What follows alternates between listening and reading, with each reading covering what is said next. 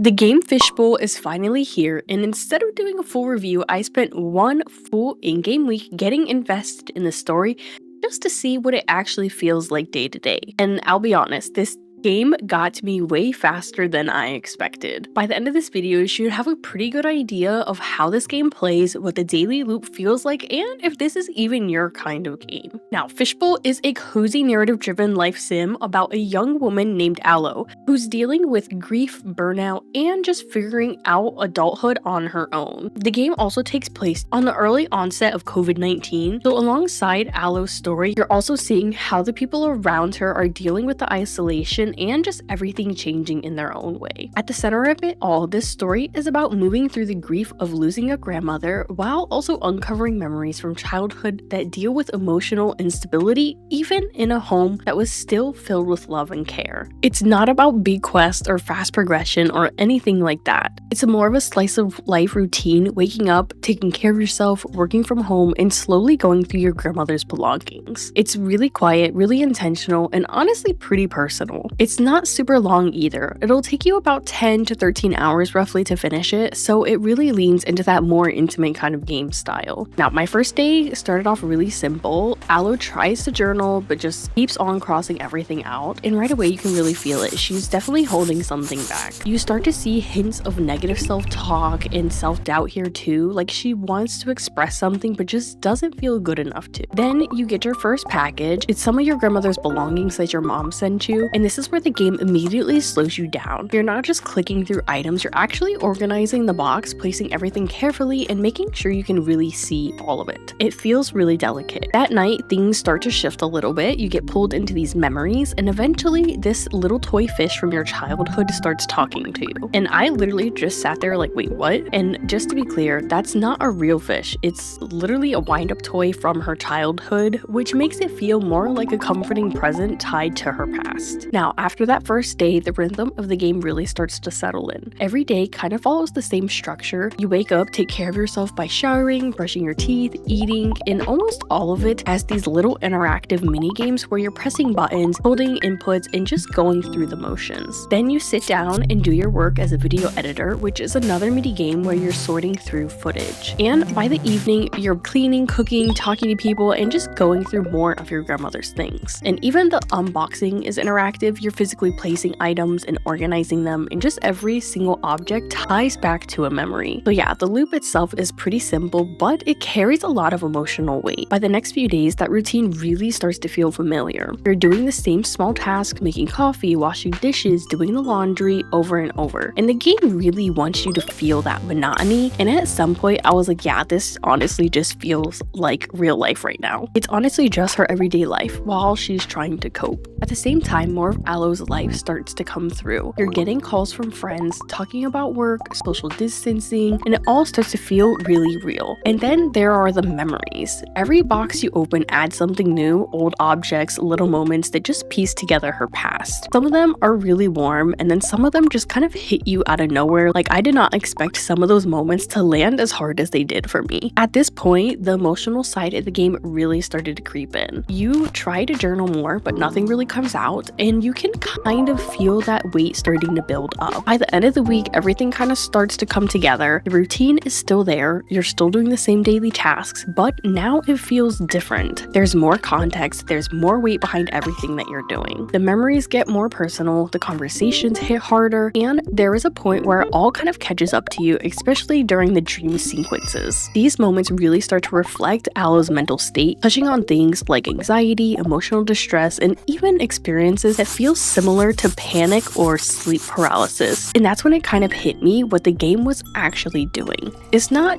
just about the routine. It's about confronting what you've been avoiding while going through it. And this is where Fishbowl truly stands out. It's slow, it's quiet, and it's not constantly trying to entertain you. You're just living in these small moments, like everyday life. And that's what makes it hit as hard as it does. Now, this game is not going to be for everybody, but if you're looking for something that is more fast-paced or heavy gameplay, this is definitely not going to be for you. But this is definitely one of those games where you just kind of need to be in the right headspace place to play. I was fully in it for the story, and yeah, it definitely got me emotional. I honestly love when games can make me cry and just remind you that you're not alone in feeling that way. Now, I'm not gonna lie, I honestly was crying within like the first 10 minutes of playing this game. It hit really close to home for me, and honestly, it oddly helped me process some things that I personally have been going through. Now, that is what 1 week in Fishbowl feels like. Let me know in the comments what your thoughts are about Fishbowl and if you see yourself playing it. Now, if this video did help you get a better feel for the game, make sure to like and subscribe for more cozy gaming content, and until next time, so happy gaming.